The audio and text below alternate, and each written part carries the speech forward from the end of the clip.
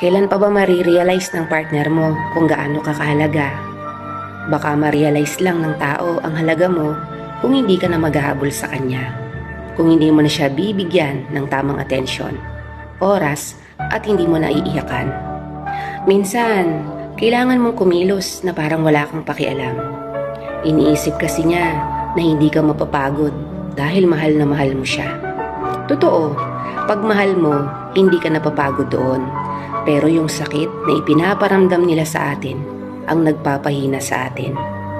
Kung sino man ang nakakapanood nito, alam mo sa sarili mo kung gaano ka karapat-dapat.